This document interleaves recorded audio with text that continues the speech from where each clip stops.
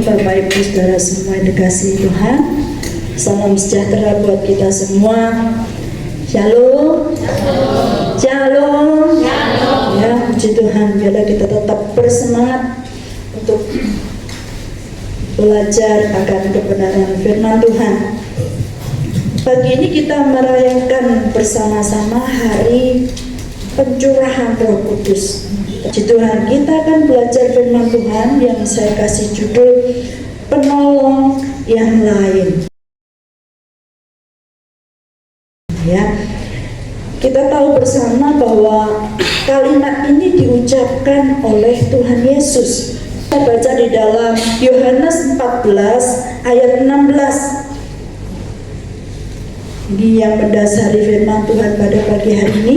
Yohanes 14 ayat 16. Kita akan baca bersama-sama. 2, 3. Aku akan meminta kepada Bapa, dan Ia akan memberikan kepadamu seorang penolong yang lain, supaya Ia menyertai kamu selama-lamanya. Sekali lagi kita baca bersama-sama. 2, 3. Aku akan meminta kepada Bapa, dan Ia akan memberikan kepadamu seorang penolong yang lain, supaya Ia menyertai kamu selama-lamanya. Puji Tuhan. Ya, penolong yang lain ini diucapkan oleh Tuhan Yesus. Dia berjanji untuk memberikan penolong yang lain. Nah, sebelum kita akan mempelajari firman Tuhan lebih lanjut, saya akan mengupas tentang penolong yang lain ini. Saya dikasih Tuhan, penolong yang lain itu berasal dari kata Yunani, terdiri dari dua kata, yaitu para dan kaleo. Para itu artinya mendampingi, dan kaleo itu berarti memanggil. Ya, jadi parakletos terdiri dari dua kata dalam bahasa Yunani, yaitu para dan kaleo. Para itu mendampingi dan kaleo itu memanggil. Jadi artinya Yesus sedang mengatakan kepada kita, aku akan mengirimkan kepadamu Dia yang dapat engkau panggil, yang akan mendampingimu dan membantumu dalam kelemahan. Luar biasa ya. Jadi seperti itu maksudnya Tuhan Yesus. Saya ingin memberi ilustrasi secara nyata, karena kita tahu Roh Kudus itu roh ya. Jadi saya ingin memberi contoh begini. Dalam bidang hukum ya, mentang-mentang orang hukum ini, tapi ini untuk menjelaskan, saudaraku. Jadi kalau seseorang bermasalah, itu berhadapan dengan hukum, dan dia akan ada di pengadilan. Nah, di situ seorang yang bermasalah di bidang hukum ini, dia akan membutuhkan seorang pengacara. Nah, ya agak terbuka dikit ya. Pengacara itu mendampingi klien dan mewakili, membela kepentingan hukumnya klien. Nah, begitu. Nah, ini kalau C.C. Stefani hafal banget dia, sudah mulai belajar dia kan itu. Waktu saya belajar di Fakultas Hukum Ubaya, saya sempat ikut dalam Biro Bantuan Hukumnya Fakultas Hukum Ubaya itu. Ketika saya masuk di sana, saya bingung dah.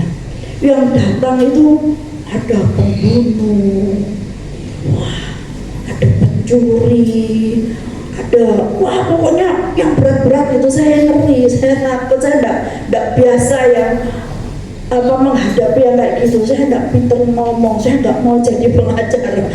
Gak biasa saya, takut saya ya. Nah, waktu itu dosen senior saya adalah yang terkenal tuh Bapak Sudiman Sidabuke, dan juga ada yang Ibu Sampit Karo-Karo, Ibu Ida Sampit Karo-Karo. Nah, saya sebut di sini supaya mendengar. Nah, Menurut saya tuh bingung, saya tanya, mereka orang Batak dan pastinya orang Kristen semua. Saya tanya, kenapa kita kok mau belain yang jelas-jelas salah kayak gitu? Saya bilang, kenapa nggak ditolak saja? Dengan polosnya saya ngomong gitu, katanya, didudukkan ya, dikasih tahu kita ini Biro Bantuan Hukum, negara kita negara hukum, tugas kita membela klien, katanya. Tak peduli siapa yang datang, katanya. Oh gitu ya? Iya, nah kan nanti kalau nggak dihukum kan ada rasa bersalah, saya bilang gitu. Oh kita membela orang yang jahat, bagaimana seperti itu? Nggak begitu Neng, katanya. Nggak begitu, katanya. Begini, kita ini mewakili mereka, memberi nasihat di pengadilan nanti. Kita ini menolong mereka untuk meringankan. Makanya kita harus gali benar-benar sampai sedetail-detailnya permasalahan yang terjadi, supaya kita bisa membela mereka, bukan menghilangkan hukumannya, enggak, kita meringankan, karena kan mereka ini kan pasti punya alasan. Coba kamu dengarkan. Saya sempat mendengar yang pembunuh itu, dia bilang katanya, waktu itu saya marah sekali, nggak sengaja gitu katanya. Ya pokoknya digali terus, kok bisa nggak sengaja, kenapa kok begini, pokoknya sampai detail. Ya waktu itu saya marah, saya sudah lagi puyeng gitu, pulang-pulang kerja lihat istri saya diganggu orang, katanya gitu. Terus ya tak tahu saya ambil sembarang, katanya. Terus dipukulkan, dengan tujuan bukan membunuh sih, sebetulnya cuma begini telepar aja begitu, ternyata orangnya mati. Nah, jadi maksud saya menceritakan ini adalah bahwa seorang pengacara itu dia, karena dia mewakili klien, dia harus tahu benar duduk persoalannya, sehingga di pengadilan nanti dia akan membela. Mungkin karena tidak sengaja ya kan diungkapkan dengan cara yang pintarnya pengacara, saya sampai kaget, so ngomong gitu ya. Tapi saya tidak berani, saya tidak bisa saya seperti itu. Nah tapi itulah yang diketengahkan oleh dosen pembimbing saya, bahwa bukan menghilangkannya, tetapi kita harus memahami sedetail-detailnya sehingga mengurangi hukumannya, begitu ceritanya seperti itu. Nah dari cerita yang saya sampaikan ini, kita tahu pengacara atau pembela itu seperti itu, dia akan mati-matian membela. Demikian juga dengan penolong yang lain yang Tuhan janjikan untuk kita. Penolong yang lain itu adalah Roh Kudus. Ya, Tuhan Yesus menjanjikan, aku akan memberikan kepadamu penolong yang lain. Kita baca di dalam ayat berikutnya, yaitu Yohanes 14 ayat 26. Yohanes 14 ayat 26. Ini yang dimaksudkan oleh Tuhan Yesus. Yohanes 14 ayat 26, kita baca bersama-sama. 2, 3. Tetapi penghibur, yaitu Roh Kudus yang akan diutus oleh Bapa dalam namaku, dialah yang akan mengajarkan segala sesuatu kepadamu dan akan mengingatkan kamu akan semua yang telah kukatakan kepadamu. Jadi Roh Kudus ini, penolong yang lain itu, yaitu penghibur yang dijanjikan oleh Tuhan Yesus. Ketika Tuhan Yesus bersama-sama dengan murid-muridnya masih ada di dalam dunia, Tuhan Yesus memberikan nasihat, Tuhan Yesus berfirman, Tuhan Yesus menolong orang sakit, Tuhan Yesus bahkan membangkitkan orang mati. Tuhan Yesus bersama-sama dengan mereka. Tapi Tuhan Yesus bilang, ada satu ayat yang mengatakan, Tadi kan dikatakan aku akan meminta kepada Bapa ya. Yohanes 16 ayat 7 ini yang waktu itu murid-murid heran, loh jangan ditinggal, maunya tuh tetap Tuhan Yesus tuh ada bersama-sama dengan mereka, jangan ditinggal. Tapi Yohanes 16 ayat 7 mengatakan, ayo 2, 3, namun benar yang kukatakan ini kepadamu adalah lebih berguna bagi kamu jika aku pergi. Sebab jikalau aku tidak pergi, penghibur itu tidak akan datang kepadamu. Tetapi jikalau aku pergi, aku akan mengutus dia kepada. Ini tujuannya Yesus sebelum dia naik ke surga. Lebih baik, lebih berguna bagi kamu kalau aku pergi. Ketika murid-murid sedang galau karena melihat Tuhannya disalib, Tuhannya mati begitu, Petrus yang waktu itu menjadi tokoh, dia sempat mengingkari Tuhan Yesus sampai 3 kali. Tetapi Tuhan Yesus bilang, aku berdoa buat kamu Petrus, kamu yang akan menolong saudara-saudaramu, menguatkan mereka untuk mereka tetap memiliki iman yang benar kepada Tuhan.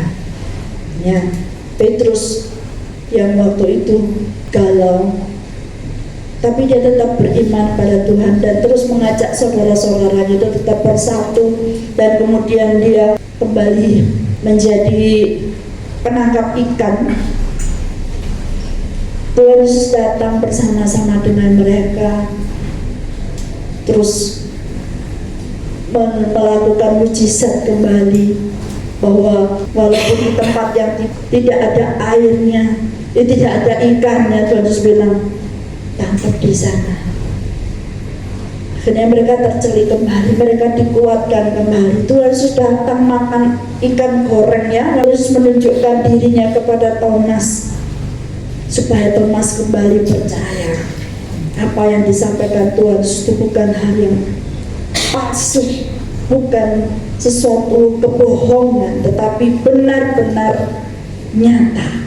Tuhan Yesus ada bersama-sama dengan mereka, supaya imannya kembali dikuatkan, supaya memiliki percaya kepada Tuhan Sang Juru Selamat kita. Nah, tapi Tuhan Yesus akan pergi, dia naik ke surga. Namun sebelum itu Tuhan Yesus menyampaikan, adalah lebih berguna bagimu kalau aku pergi. Sebab jika aku tidak pergi, penghibur itu tidak akan datang kepadamu. Namun jika aku pergi, aku akan mengutus dia kepadamu. Tuhan Yesus minta kepada Bapa untuk memberikan penolong yang lain untuk kita semua. Percayalah bahwa Tuhan itu begitu peduli kepada kita. Kapan hari ada yang pernah bertanya, saya lihat, boleh nak kalau kita ini berdoa dalam nama Roh Kudus begitu ya. Sebetulnya yang Tuhan ajarkan kepada kita kalau kita berdoa adalah dalam nama, ayo boleh enggak? Yang Tuhan Yesus ajarkan tetap kita berdoa dalam nama Tuhan Yesus. Karena Roh Kudus itu diminta oleh Tuhan Yesus untuk menjadi penolong bagi kita semua. Tapi kalau kita berdoa di dalam nama Tuhan Yesus, itu pribadi yang telah mati dan dia bangkit, naik ke surga, dan yang memberikan, ya, yang meminta kepada Bapa untuk memberikan Roh Kudusnya untuk kita semua. Jadi jangan lupa ya, kalau berdoa tetap dalam nama Tuhan Yesus, karena Tuhan Yesus itu Tuhan kita yang menyelamatkan kita. Roh Kudus fungsinya juga sangat penting. Dia pribadi Allah, ya, pribadi yang diberikan untuk kita semua. Ya, puji Tuhan, bukan 3 Allah kita, tetapi 1 di dalam 3 pribadi. Ya, ini seringkali dibahas, gimana sih kalau kita menjelaskan tentang Allah kita yang 3 itu. Ya memang gak ada yang bisa menjelaskan secara gamblang, tetapi yang paling saya tangkap adalah ketika kita mengatakan matahari bersinar, ya, dia mengeluarkan sinarnya, dan sinar itu akan kita rasakan panasnya, bisa untuk jemur pakaian, pakaiannya juga jadi kering gitu ya. Jadi ini paling bisa menggambarkan pribadi Allah Bapa, Yesus Kristus dan Roh Kudus. Allah Bapa, matahari, sang matahari tetap di atas sana, dia memancarkan sinarnya. Sang firman, yaitu Yesus Kristus yang keluar dari matahari itu tadi, ya, sang firman. Lalu firman itu telah menjadi manusia, dan kemudian ketika dia naik ke surga, kita merasakan hangatnya Roh Kudus yang kita terus nikmati sampai saat ini. Saya percaya setiap kita yang mengerti firman Tuhan, yang sudah menerima Yesus sebagai Tuhan dan Juru Selamat, kita akan tetap merasakan hangatnya di dalam hati kita. Bahkan Tuhan Yesus katakan, Yohanes 14 ayat 26 tadi dikatakan, tetapi penghibur, yaitu Roh Kudus yang akan diutus oleh Bapa dalam namaku, Tuhan Yesus bilang, dialah yang akan mengajarkan segala sesuatu kepadamu dan akan mengingatkan kamu akan semua yang telah kukatakan kepadamu. Sang firman Tuhan Yesus, firman itu sendiri yang selalu kita belajar, yang selalu kita dengar, yang selalu kita baca. Firman itu telah menjadi manusia, yaitu Tuhan Yesus. Nah, ketika Tuhan Yesus pergi, diutuslah Roh Kudus. Tujuannya Tuhan Yesus bilang apa? Dialah yang akan mengajarkan segala sesuatu kepadamu. Kita bisa bertanya pada Roh Kudus. Roh Kudus akan ingatkan firman Tuhan. Kalau kita mengalami sesuatu, kita ingat, Roh Kudus akan ingatkan kepada kita. Mengingatkan tentang apa yang telah dikatakan oleh Tuhan Yesus, mengingatkan kamu akan semua yang telah kukatakan kepadamu. Saya berharap semua kita bisa menangkap ini, bisa mengerti, supaya kita tidak terombang-ambing, kita tidak bingung masalah ini. Kalau diserang, ya kalau ada yang bertanya untuk menyudutkan kita, tidak usah dijawab. Mereka tidak akan mengerti akan hal ini. Ini perlu Roh Kudus untuk membuat kita ngerti akan hal ini. Itu pekerjaan Roh Kudus. Kalau yang nggak ada Roh Kudus, tidak ngerti, saudara. Mereka akan tetap bingung dan terus bertanya. Saya tuh kan sekolah saya negeri sejak kecil, ya. Mesti ditanya itu terus. Kalau mau saya jelaskan, kadang mereka tetap tidak ngerti itu, seperti ada selubung bagi mereka sehingga mereka tidak ngerti Tuhan. Kenapa kok nggak ngerti ya? Susah bagi mereka. Tapi kalau orang Kristen yang sudah mengerti, lalu kita menyatakan diri sebagai murid Kristus, anaknya Tuhan, dijadikan anak Tuhan, kita sudah dibaptis dan diselamatkan oleh Tuhan Yesus, selubung itu sudah dibuka.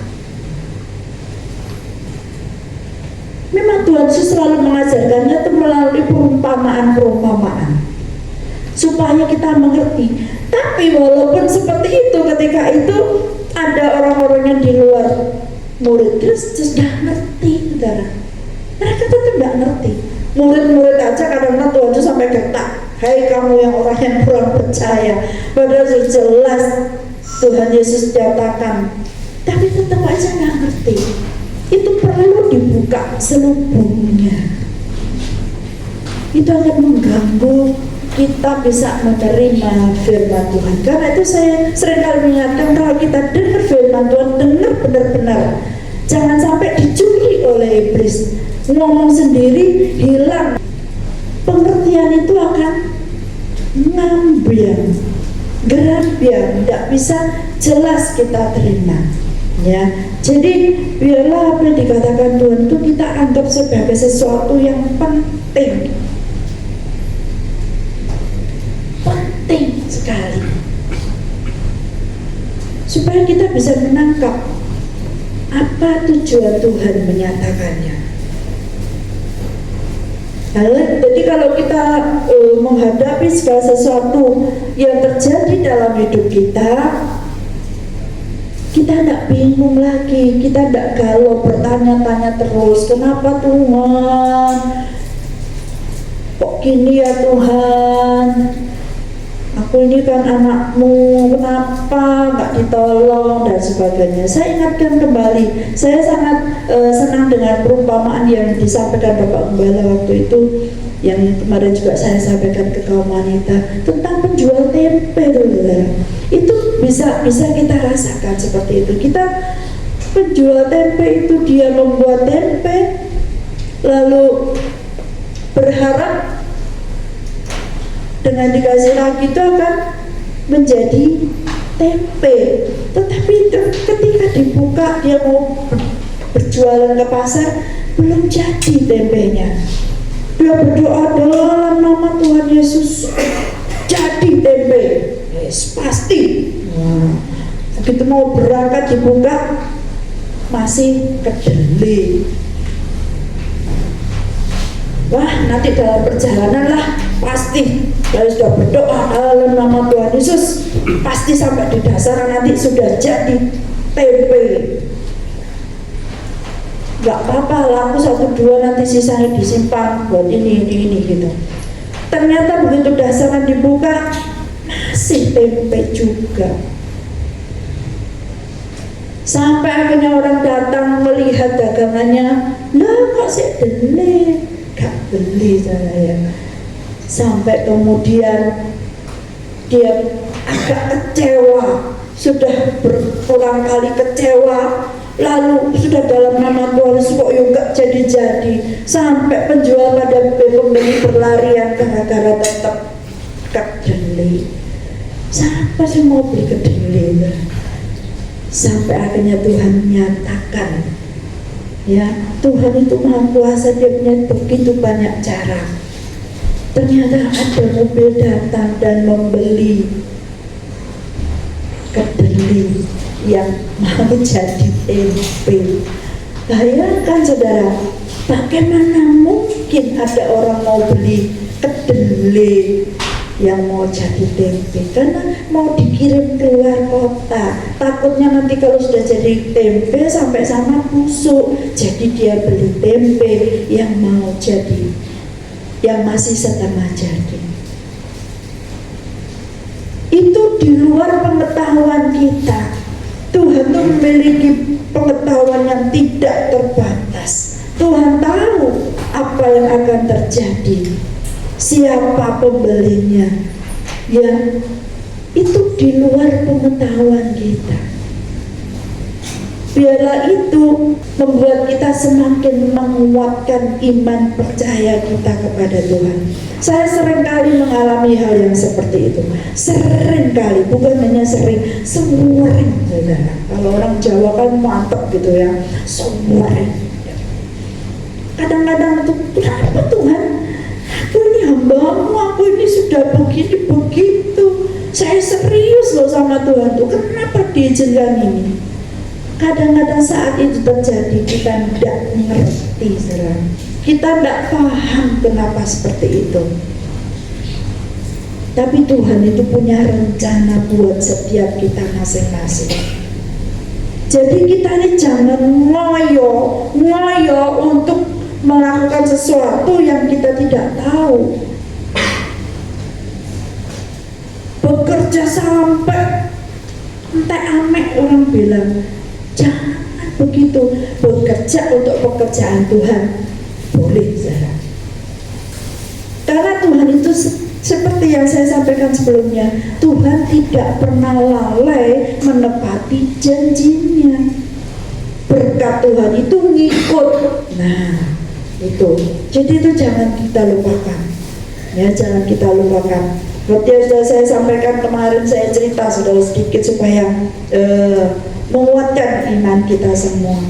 Saya itu kan kemarin saya ceritakan si kaum wanita, saya itu kan suka merekam nyanyi sendiri kayak gitu seringkali, untuk saya dengarkan sendiri sih sebetulnya, untuk saya bisa nyembah dengan pujian yang sudah saya nyanyikan sendiri itu sering. Dan itu juga kadang-kadang itu ikut lomba gitu, karena ada di grup perubahan itu yang mengadakan lomba, saya kadang saya ikutkan gitu, tapi saya sesuaikan dengan syarat dan ketentuannya gitu. Nah, pernah satu kali saya ikut lomba, suara saya tuh biasa-biasa saja sih, saya tidak terlalu pede sebetulnya juga gitu loh. Tapi kalau memuji Tuhan saya pede, terus masyo gitu ya.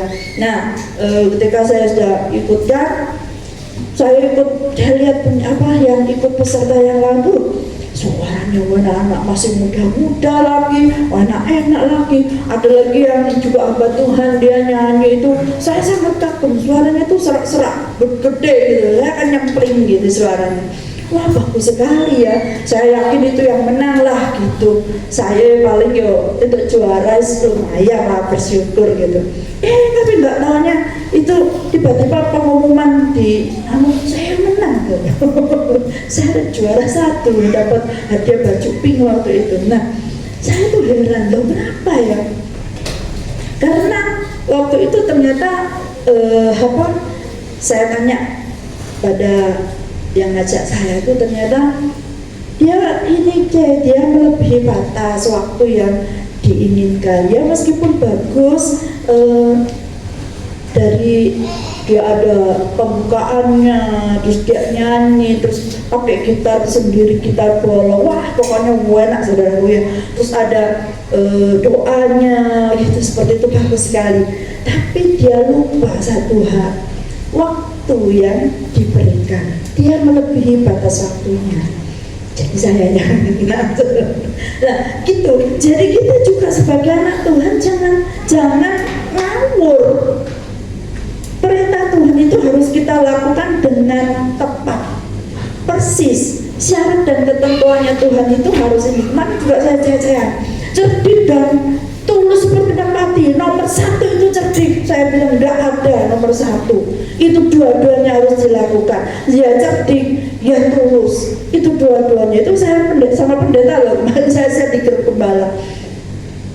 Dia mengatakan seperti itu, nggak ada. Saya bilang tidak bisa, kita harus ngikuti Tuhan itu tepat, persis. Cerdik tok kita akan jadi licik seperti ular.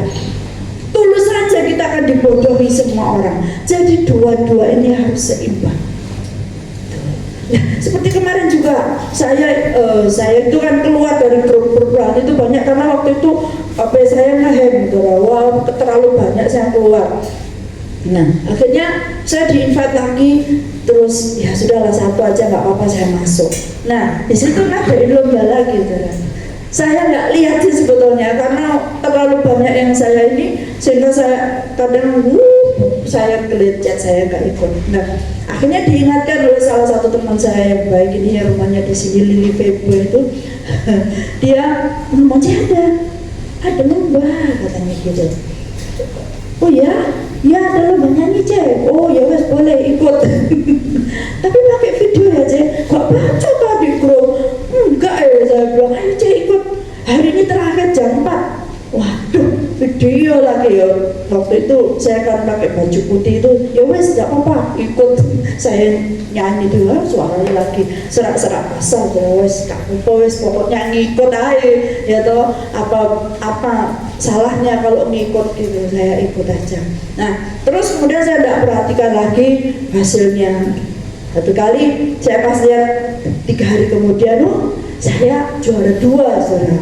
Ayo bersyukur, ngawur-ngawuran juara 2 ya. Saya pikir seperti Tuhan itu. Enggak tanya, besoknya tuh dia ngechat saya lagi, cek selamat ya katanya gitu. Oh ya terima kasih, saya bilang kan juara gitu. Terus saya tanya juara 2 dapat berapa gitu kan. Dia bilang loh kok juara 2? Lah iya lah, kemana saya lihat juara 2, juara 1 cek. katanya gitu. Loh kok bisa? Ya saya sih sebetulnya nggak tanya, terus saya cerita ke sahabat saya cerita suara satu loh Bang, paling mau karena supaya kamu nggak nangis karena ya enggak lah gitu. Terus saya cerita Noni, katanya Noni tanya lo mah kok bisa akhirnya juara satu tuh kenapa gitu. Akhirnya saya tanya lah saya lihat itu pertama juara 2 kok kenapa sekarang juara 1? Ya itu karena dia didiskualifikasi Lo kenapa? Karena dia ada melanggar aturan katanya gitu. Dan ketika ditanya sama ketua panitianya, dia marah terus left group. Oh malah gitu ceritanya. Terus jadi Cece yang juara 1. Lah itu apa namanya? Saya nggak ngerti. Itu kan pekerjaan Tuhan. Iya bener. Makanya saya bilang kan waktu itu, berkat itu ngikut. Apapun caranya Tuhan itu ada saja untuk memberkati kita. Nggak tahu gimana caranya. Ya kuncinya kita hanya mengucap syukur. Saya lanjutkan. Jadi begitu saudara, kita harus percaya bahwa Roh Kudus itu ada di dalam hidup kita, tinggal di dalam kita. Itu harus kita percaya benar-benar ya, karena dialah yang akan mengingatkan kita akan semua yang telah Tuhan Yesus katakan. Apa saja yang Tuhan Yesus katakan, Roh Kudus akan ingatkan kepada kita. Asal kita pernah dengar ya, asal kita baca ya, asal kita benar-benar memperhatikan firman Tuhan. Makanya saya juga senang kalau anak-anak sekolah minggu itu hafal ayat, karena itu akan terus diingat selamanya. Saya hafal ayat juga karena sekolah minggu dulu. Saya hafal kan waktu dulu nggak ngerti, pokoknya hafal dapat hadiah kan gitu waktu anak-anak. Seperti itu, saya gitu saudara. Tapi itu ternyata memberkati saya. Kalau saya mengalami masalah, persoalan, tantangan di depan, itu diingatkan oleh Tuhan, oleh Roh Kudus itu tadi. Ya, saya menerima Roh Kudus waktu itu PJ Malang waktu itu. Saya dulu di Nganjuk itu saya GPDI ya. Saya ikut youth camp gitu, anak-anak itu masih anak-anak, jadi lulus SD kalau nggak salah 13 tahun itu, 12 atau 13 tahun. Nah di situ ketika ada tantangan suruh maju ke depan, saya maju saja, mana bonek saya maju. Terus saya kan semua doa, saya didoakan begini. Saya bersebelahan sama Ligel Moindong itu adiknya Gilbert Moindong ya. Saya bergandengan tangan gitu, katanya kamu gemeter terus sih, katanya gitu. Kenapa kamu gemeter terus? Nggak tahu, pokoknya berdoa, pokoknya ini gitu. Sampai akhirnya saya selesai didoakan itu, pembimbingnya kan Ibu Deborah waktu itu, saya diangkat gitu, katanya kamu penuh Roh Kudus, katanya gitu. Oh ya, pokoknya saya udah melihat cahaya yang begitu luar biasa. Pokoknya saya berdoa minta Tuhan Yesus gitu, minta berkat gitu, minta urapan. Nah tadi ya kamu dipenuhi Roh Kudus. Tapi tidak sampai di situ saudara. Akhirnya mungkin saya juga pernah ceritakan, akhirnya setelah kepenuhan malam itu, kepenuhan Roh Kudus malam itu juga, saya kan tidurnya di atas, di namanya anak-anak itu tidurnya ada di atas dan di bawah. Nah, saya di atas. Di atas itu saya punya teman tuh yang lucu gitu. Jadi dia pindah dari satu tempat tidur ke tempat tidur yang lain. Lah tangganya itu dibawa sama dia. Nah biasanya tangga itu ada di sebelah saya. Jadi begitu dibangunkan jam 5 pagi, waktunya doa pagi, saya bangun, saya langsung pegang tangga. Tangganya nggak ada, karena dia itu tadi dibawa beredar-edar. Jadi saya jatuh dari tempat tidur yang atas itu. Jam tangan saya ini lepas, lumayan udah jauh begini. Tapi saya nggak mau pulang loh, nggak mau pulang, saya nekat Jadi di sana ada dokter muda yang saya cuma diikat begitu. Saya nggak mau pulang, tinggal besok saya tetap ikut. Nggak apa-apa, kata saya bilang. Ya, tapi tanganmu harus dibawa ke dokter. Iya, besok pulang saya ke dokter. Nah, waktu itu saya pulang, saya takut sama papi, saya takut sama kakak-kakak. Saya lepas, seruak kata setengah mati. Tapi mami kelihatan muka saya kok meringis datang. Nah, kenapa? Ya itu ternyata saya bilang kemarin saya jatuh nih. Saya jatuh. Langsung malam itu juga saya dibawa ke dokter, di ronsen. Ya benar kelihatan sekali. Jadi ini ngawang begitu. Aduh, mampis namanya orang tua ya. Waduh, kamu pergi pas kok gini. Nanti papi gimana ini. Saya sedih, Tuhan tolong saya, Tuhan tolong saya. Itu malam jam 12. Akhirnya pagi-pagi saya dipanggilkan kakak saya yang kuliah dokter. Saya diajak ke Kediri, ke dokter bedah tulang, ke rumah sakit Kediri itu. Di sana jam 8 pagi. Jadi ikut sama mami pakai selendang itu, diikat lagi. Terus dokternya lihat hasilnya, waduh, iya ini harus dikembalikan operasi, dia bilang gitu. Oke, saya Tuhan bilang, Tuhan tolong saya, Tuhan tolong saya. Terus dia begini kan, sakit? Enggak. Sakit? Enggak. Loh, kok gak sakit katanya gitu. Terus diketuk ini sakit sedikit, saya bilang. Loh, kok aneh, dilihat lagi hasil fotonya, ronsennya itu kok aneh gitu. Ya cuma saya tahu sih, saya cuma dalam hati bilang, Tuhan tolong saya, Tuhan tolong saya. Jadi itu saja yang bisa saya katakan. Akhirnya dokternya bingung, dicoba lagi, sakit? Enggak. Sakit? Enggak. Sudah coba, dikasih lagi, suruh di ronsen lagi gitu. Ronsennya datang, tawa dokternya tuh, wah ini anaknya suka berdoa ini katanya. Oh iya, kata mami, ini sudah tak ikat begini, pakai selendang gitu. Mami saya dengan bangganya ngomong gitu. Ini kapan fotonya ini katanya? Tadi malam jam 12 malam dok. Oh, ini loh ditunjukkan, ini sudah balik, sudah kembali. Saya sampai nangis, Tuhan terima kasih. Terima kasih Tuhan, terima kasih. Jadi itu mujizat pertama yang saya terima waktu itu. Siapa yang melakukannya? Roh Kudus yang nolong kita. Ya, saya hanya bisa berdoa. Ini loh fungsinya Roh Kudus bagi kita itu sangat luar biasa. Roh Kudus itu luar biasa. Ya, saat kita tidak bisa berdoa, Dia menolong kita untuk berdoa kepada Bapa. Saat kita cuma bisa nangis, saat di titik terendah, saat kita tidak bisa apa-apa, Tuhan kok Tuhan izinkan sih? Katanya saya kepenuhan Roh Kudus, katanya saya jadi anak Tuhan, saya sudah memuji Tuhan dengan luar biasa, kok diizinkan saya jatuh? Kalau Tuhan mampu, Tuhan bisa kok gak bikin saya jatuh. Tapi kadang-kadang Tuhan itu ingin kita itu mempercayai Dia, bahwa mujizat itu tetap terjadi dalam hidup kita, apapun yang terjadi. Ya, ayo kita lanjutkan ya, kita lanjutkan tentang Roh Kudus ini. Ya, penghibur itu akan mengingatkan kita akan semua yang Tuhan katakan untuk kita. Nah,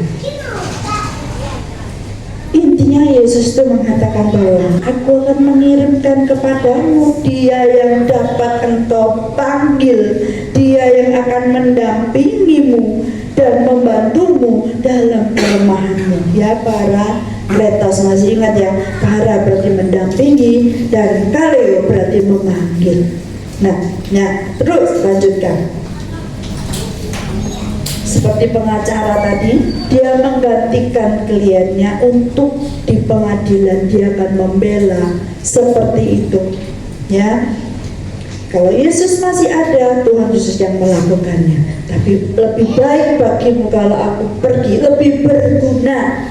Tuhan Yesus lebih berguna bagimu kalau aku pergi. Sebab kalau aku tidak pergi, penghibur itu tidak datang. Penghibur itu ada di dalam hati kita, dia ada di tubuh kita, dia tetap bercokol sini, dia nggak pergi. Selama kita terus berhubungan dengan dia akan terus dan menolong kita. Ya, jadi tugas penolong itu, penghibur itu, penolong itu tugasnya dia mengajar dan memimpin dalam kebenaran.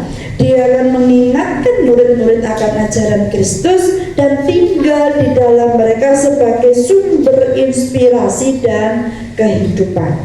Seperti itu. Ya. Ketika Yesus minta kepada Bapa, maka ia akan menyertai kita. Roh itu akan menyertai kita selama-lamanya. Ingat ini ya. Jadi jangan sampai Roh Kudus sudah hilang daripadamu. Jangan sampai punya pikiran seperti itu. Tuhan Yesus bilang, aku akan memberikan penolong padamu untuk menyertai kamu selama-lamanya. Ceblek kiri kanan, selama-lamanya. Iya. Jadi jangan sampai mau diombang-ambingkan orang. Kamu sudah ditinggalkan oleh Roh Kudus. Itulah Saul zaman dulu, saudara. Saul ditinggalkan Roh Kudus sehingga perlu Daud datang main kecapi. Bahagialah yang bisa main musik ya. Dengan musik itu bisa mendatangkan hadirat Tuhan. Ya, tetapi ketika Yesus sudah menghembuskan Roh Kudusnya, terimalah Roh Kudus. Tuhan bilang dihembuskan untuk kita semua. Maka kita harus mempercayai Yesus itu memberikan Roh Kudus bukan sementara, tetapi selama-lamanya. Itu harus kita ingat. Ya, percayalah bahwa Tuhan Yesus tidak memberikannya sementara. Ayat yang ke-17 Yohanes 14. Ya, Yohanes 14 ayat yang ke-17 saya bacakan, yaitu Roh kebenaran. Dunia tidak dapat menerima dia sebab dunia tidak melihat dia dan tidak mengenal dia, tetapi kamu mengenal dia. Tetapi kamu mengenal dia sebab ia menyertai kamu dan akan diam di dalam kamu. Bilang sama sebagaimu, diam. Roh Kudus diam di dalam kamu. Roh Kudus diam di dalam kamu selama-lamanya. Percaya ini, percaya ya. Jadi kadang-kadang kita tuh baca firman terus lupa. Saya ingatkan kembali, firman itu harus tetap dibaca. Ya, saya menyiapkan ini juga saya minta hikmat dari Tuhan. Kadang-kadang malah nggak bisa tidur. Apa Tuhan mau ngomong apa untuk umat-umatmu ini? Apa yang Tuhan mau sampaikan? Ini ternyata Tuhan ingin sampaikan bahwa Roh Kudus itu kita terima tidak sementara tetapi selama-lama dan tinggal di dalam kamu, menyertai dan diam di dalam kita semua. Ya, sekarang kita bisa tersenyum selalu. Walah Tuhan, ya. Terima kasih Tuhan Yesus, terima kasih. Haleluya. Lanjut ya, Yohanes 14 ayat 27. Yohanes 14 ayat 27. Ya, ini. Damai sejahtera ku tinggalkan bagimu, damai sejahtera ku berikan kepadamu, dan apa yang ku berikan tidak seperti yang diberikan oleh dunia kepadamu. Janganlah gelisah dan gentar hatimu. Roh Kudus bekerja di dalam kita, terus memberikan damai sejahtera dan sukacitanya untuk kita semua, sehingga kita tidak akan jadi gelisah dan gentar hati kita. Kalau kita ingat bahwa pencurahan Roh Kudus terjadi di mana?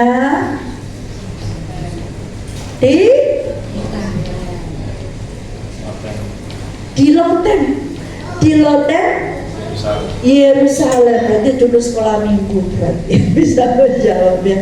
Di loteng Yerusalem, ketika itu murid-murid berkumpul, lalu penuhlah mereka. Kita nggak usah baca ya, pasti sudah pernah baca. Kalau yang belum pernah baca nanti dibaca sendiri di rumah di dalam Kisah Para Rasul pasal yang kedua. Ya, kita baca bahwa waktu itu begitu Roh Kudus dicurahkan, mereka berbicara dengan berbagai bahasa. Ya, kalau kita mengikuti waktu KKR di sini itu, wah seneng ya. Begitu Roh Kudus dikeluarkan langsung diartikan, wah senangnya yang bisa seperti itu. Kita terus berdoa, kita juga akan bisa.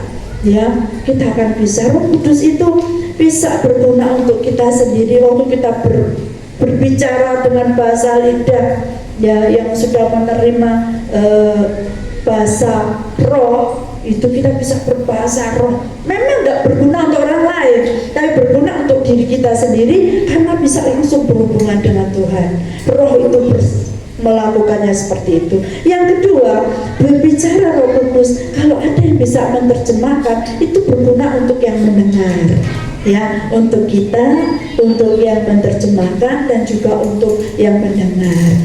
Jadi Roh Kudus itu begitu luas. Ya, kita mempercaya Dia, terserah Dia mau bekerja seperti apa. Yang penting kita terus berusaha berhubungan terus, terhubung denganmu, selalu melekat di hatimu. Jadi karena Roh Kudus itu diam di dalam kita, terus hubungi Dia terus. Dia akan mengingatkan kita, Dia akan menolong kita, Dia akan membela kita, menghibur kita. Seperti pengacara yang tadi saya bilang, pengacara harus tahu detail. Membela itu harus tahu benar duduk kejadiannya seperti apa. Roh Kudus melakukannya karena Dia di dalam kita, Dia tahu persis kejadiannya. Dia tahu apa yang kita alami. Dia akan bisa membela kita. Salah satu fungsi Roh Kudus, Dia akan berdoa untuk kita dengan keluhan-keluhan yang tidak terucapkan. Yang saat itu kita hanya duduk, dia nangis, Tuhan tolong aku, Tuhan tolong aku. Gak bisa ngomong, Tuhan gak tahu aku kok bisa seperti ini. Roh Kudus bekerja. Dia akan sampaikan kepada Bapa, Tuhan anakku begini loh Tuhan, tadi itu seperti ini, begini. Dia pengacara kita, Dia pembela kita.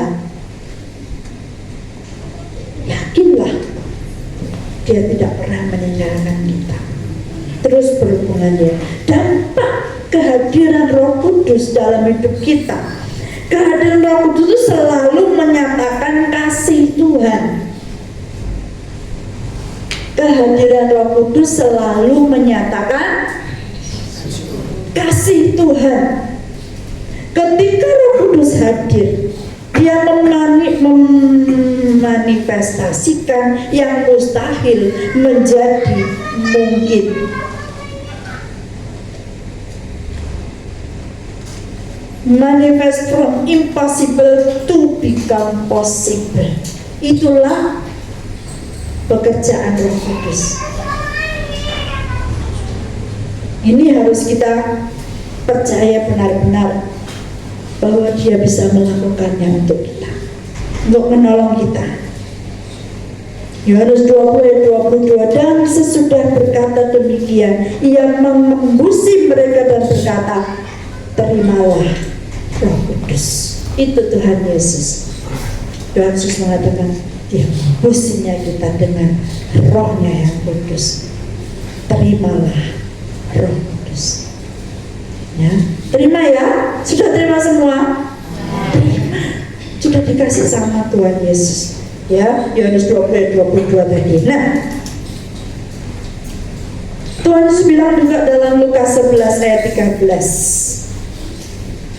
Tadi dibaca sendiri. Jadi jika kamu yang jahat tahu memberi pemberian yang baik kepada anak-anakmu, kamu, apalagi Bapamu yang di surga. Ia akan memberikan Roh Kudus kepada mereka yang meminta kepadanya. Jelas sekali Bapak kita tuh manifestasinya tuh kasih. Kasih, kasih, kasih. Kita yang terima. Jangan bingung dengan kehidupan kita. Jangan bingung dengan kehidupan kita. Dia itu pembela kita. Pembela kita. Ya, si Tuhan. Lalu, kan kita tahu gak, Roh Kudus juga bahaya, saudara. Bahaya Roh Kudus itu. Kita baca Lukas 12 ayat 10. Lukas 12 ayat 10. Ini kita harus tahu semuanya. Kita kan harus belajar kayak apa, Roh Kudus kan ya. Karena kita diajari Roh Kudus, kita belajar, kita selidiki apa manfaatnya Roh Kudus buat kita, dampaknya apa, seperti apa pembelaannya. Wah, kita harus tahu. Kita juga tahu bahayanya Roh Kudus, itu juga kita harus tahu. Nih, Lukas 12 ayat 10, kita baca bersama-sama. 2, 3. Setiap orang yang mengatakan sesuatu melawan Anak Manusia, ia akan diampuni. Tetapi barang siapa menghujat Roh Kudus, ia tidak akan diampuni. Ini bahayanya, saudaraku. Kita harus tahu bahayanya seperti itu. Jangan sampai kita melewati, jangan sampai kita terjang. Jangan sampai kita melawan dia. Kalau dia sudah bekerja dengan sepenuh hati, dia membela kita dengan sepenuh hati, dia mengingatkan akan firman Tuhan, lalu kita mengkhianatinya. Pengampunan yang sudah kita terima, kita tidak akan diampuni. Orang menghujat Tuhan Yesus, kadang waktu Anak Manusia, Yesus penuh dengan pengampunan. Orang ya, tapi Yesus sudah mati, dia sudah bangkit, dan Roh Kudus mengambil alih semuanya di dalam kehidupan kita. Dia membela, membentengi kita sedemikian rupa. Jangan macam-macam. Kalau kita menghujat dia, kayak pendeta yang barusan meninggal, saudara, mati, saudara. Haleluya. Padahal sudah jadi tokoh seperti itu, dia sudah jadi pemimpin ini loh, apa, sekolah teologi ya loh. Dia bisa menghujat dan kata-katanya tuh penuh dengan kepahitan. Roh Kudus tidak main-main. Kan banyak tuh yang apa di film-film itu, yang bukan film, maksudnya saya lihat di TikTok kalau nggak salah, yang dia apa bilang, nggak penting Tuhan Yesus itu, saya lebih penting daripada Tuhan Yesus. Ya geblak, saudara. Roh Kudus nggak akan tinggal diam kalau dihujat seperti itu. Menghujat Roh Kudus tidak ada pengampunan. Hati-hati ya, hati-hati ya. Haleluya. Kita semua aman-aman di dalam Tuhan Yesus, itu aman. Jangan sampai keluar. Roh Kudus gak akan biarkan. Ya, Tuhan. Haleluya. Apalagi ya, saudaraku, yang Tuhan ingatkan kemarin. Haleluya. Ini Lukas 12 ayat 11. Ini pentingnya Roh Kudus yang pertama.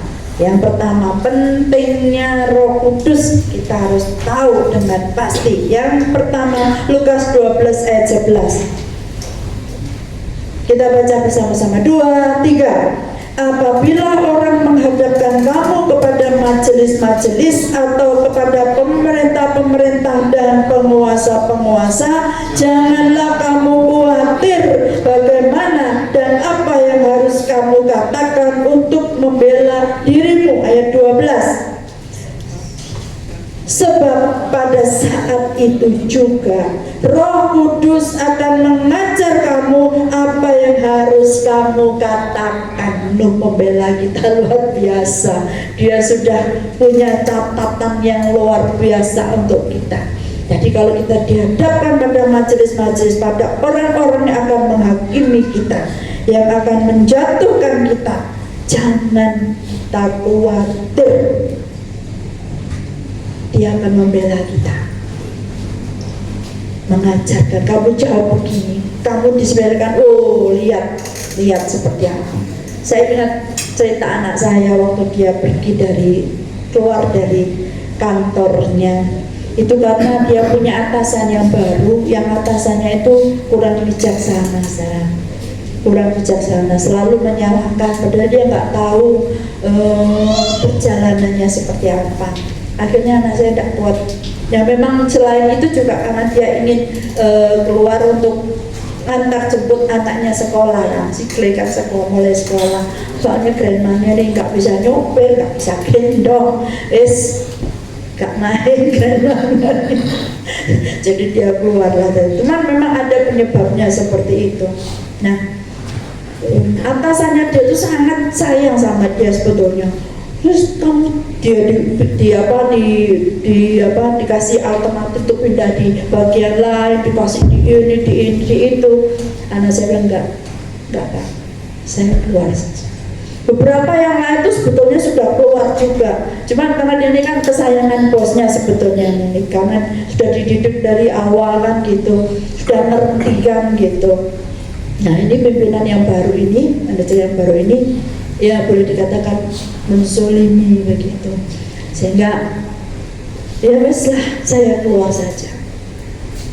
Meskipun ya memang dalam hati gak terima rasanya, gak terima. Saya tahu susahnya dia, kadang-kadang nangis sendiri, kadang-kadang diam. Saya, Tuhan tolong gitu ya. Walaupun ya puji Tuhan, tapi semua itu memang dalam rencana Tuhan kok. Luar biasa, pekerjaan Tuhan itu luar biasa. Dia bisa antar jemput anaknya jadi anak mama gitu, bisa ngawasi sendiri. Satu kali dapat kabar dari temannya, keluar pimpinannya itu keluar. Sehingga bikin bosnya itu kelabaan juga gitu. Dia bisa ngomong kapok. Saudaraku, saya minta godain, kamu seneng ya nih, guyur dong. Gak ada yang bisa menyakiti kita. Dia akan terima akibatnya. Percayalah bahwa Allah kita itu luar biasa. Bukan hanya itu saja, berkatnya dia berlimpah. Suaminya, pekerjaannya diberkati Tuhan, gajinya naik. Dia buka rahasia, tapi itu memang kenyataan. Jadi apa ya, saya menceritakan ini, saya tidak mengada-ada, itu yang terjadi. Jadi biarlah ini menjadi kesaksian buat kita semua. Jangan takut dengan hidup kita. Dia itu setia. Dia itu setia. Oh, dipanggil-panggil lagi, suruh datang, suruh no. Saya sudah enjoy dengan menjaga anak saya. Roh Kudus tidak akan tinggal diam, ya. Ya itu kita nggak boleh orang bilang nyedak nih, apa? Doakan yang jelas-jelas nggak boleh, diam mulut kita yang diam, ya. Kita hanya mengucap syukur. Tuhan, aku tahu yang terbaik dari Tuhan. Tuhan pasti bela saya, Tuhan pasti tolong saya. Akan tiba saatnya, ya. Tapi nggak boleh kita mau, Tuhan bikinan gini lah Tuhan, buang lah Tuhan karena biar bosku tuh nanti kelabaan. Enggak, saya yakin anak saya tidak seperti itu, ya. Kita hanya berdoa, hanya menyerahkan segala sesuatunya kepada Tuhan. Tuhan itu baik bagi kita semua. Yang kedua tadi, ya, yang pertama tadi itu apa? Dia akan membela kita dan mengajar kita apa yang harus kita katakan. Yang kedua, Yohanes 14 ayat 26 yang tadi sudah kita baca.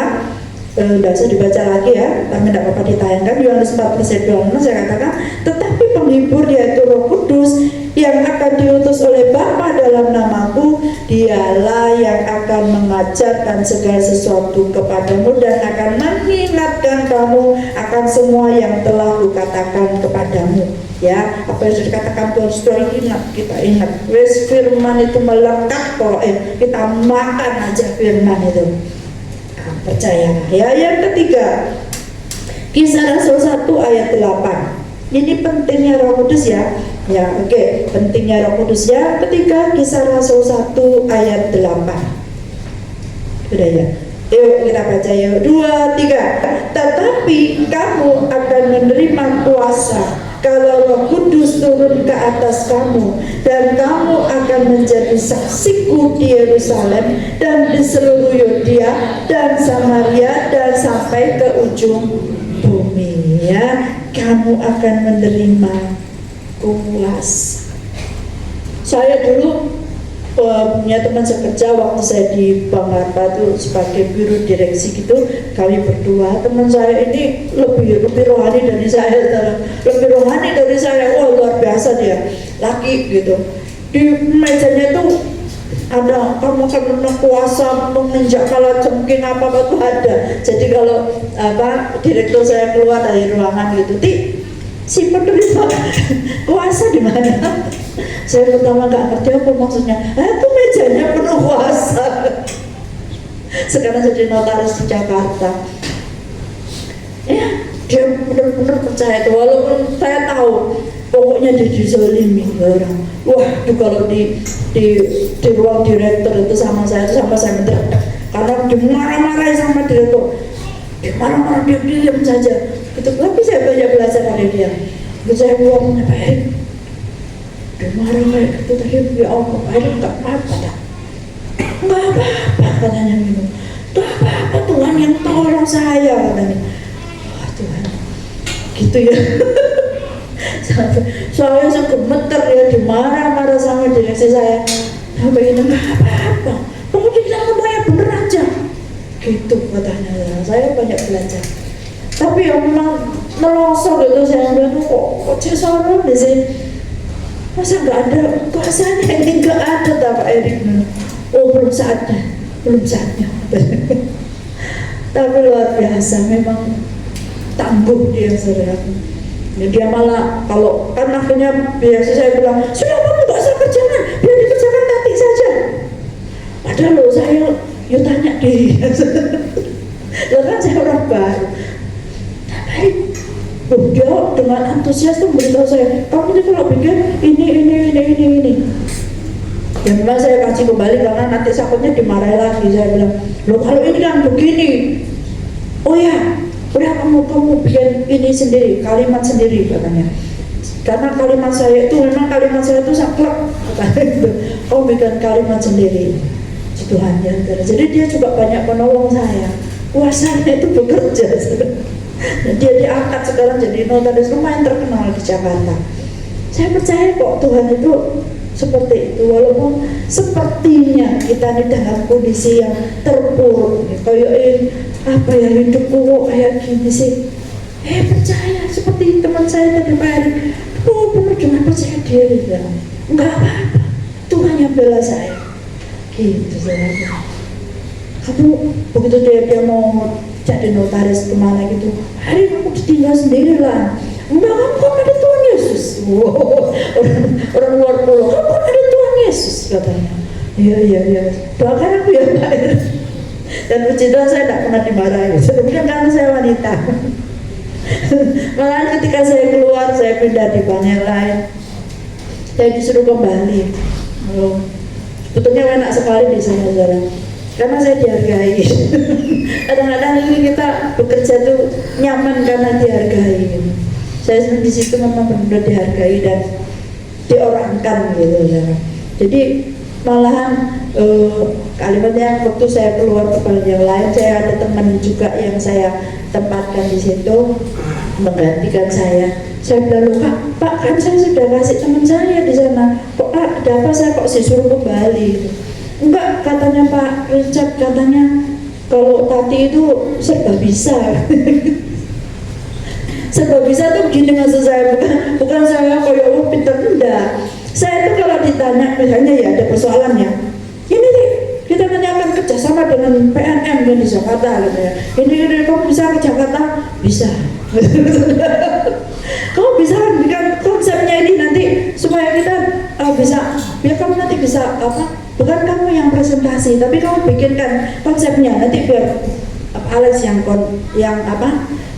presentasi gitu.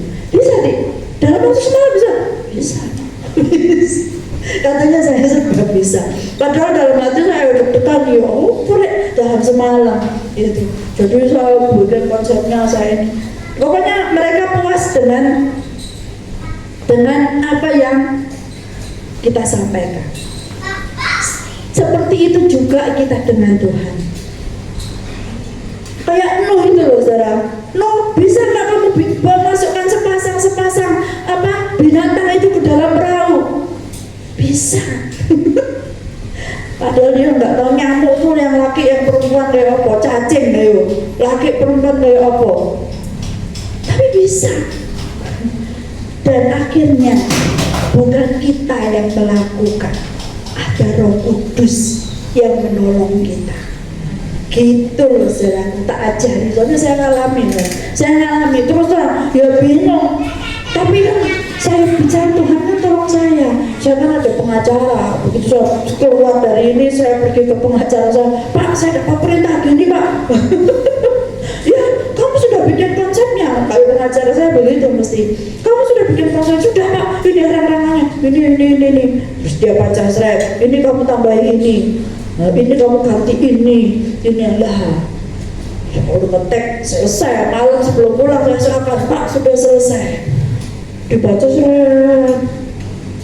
Ya, bukan saya gak bisa Pak. Tuhan yang melakukan, Roh Kudus yang melakukan. Lanjut, ayo kita akan diberi kuasa ya. Yang keempat, Roma 8 ayat 26. Tak banyak, ini tinggal satu lagi saya. Panjang ternyata. Roma 8 ayat 26. Yuk, 2, 3. Demikian juga Roh membantu kita dalam kelemahan kita. Sebab kita tidak tahu bagaimana sebenarnya harus berdoa, tetapi Roh sendiri berdoa untuk kita kepada Allah dengan keluhan-keluhan yang tidak terucapkan. Ini yang tadi sudah saya sampaikan. Roh Kudus akan menolong kita. Ya, lanjut, ini bisa tahu ya. Oke, lanjut yang kelima, Roma 8 ayat 27. Ini yang saya dapat, maksudnya mungkin masih banyak, tapi sudah cukup ini saja supaya tidak belengar. Roma 8 ayat 27. 2, 3. Dan Allah yang menyelidiki hati nurani mengetahui maksud Roh itu, yaitu bahwa ia sesuai dengan kehendak Allah berdoa untuk orang-orang kudus. Siapa di sini orang kudus? Angkat tangan saudara, angkat tangan. Siapa di sini orang kudus? Kita semua adalah orang-orang kudus. Orang-orang yang dikuduskan, yang diselamatkan, yang diangkat anak oleh Allah, tulis bersama dengan Tuhan Yesus. Allah mengetahui maksud Roh, yaitu bahwa ia sesuai dengan berdoa untuk kita semua. Jadi saudara sekalian dikasih Tuhan, saya tidak perlu ulangi, sudah panjang lebar ya. Sekarang kita harus mau, tugas kita hanya mau dan mau menerima apa yang Roh Kudus kerjakan dalam hidup kita. Dia mendorong dan memberi kemampuan untuk melaksanakan tugas pelayanan di gereja dan menjadi saksi Kristus dalam hidup sehari-hari. Roh Kudus akan melakukannya untuk kita semua ya. Jadi Jangan menolak Roh Kudus. Ingat juga bahayanya Roh Kudus. Tugas kita bersedia ditolong dan mengucap syukur untuk kehadirannya dan pertolongannya untuk kita semua. Mari kita memiliki penolong yang setia, yang senantiasa bersama-sama dengan kita dalam semua situasi yang kita hadapi. Kabar baiknya untuk kita semua adalah kita tidak sendirian, ya, ada Roh Kudus bersama kita. Amin. Amin. Saya mengundang pemain musik dan juga WA Singer untuk maju ke depan.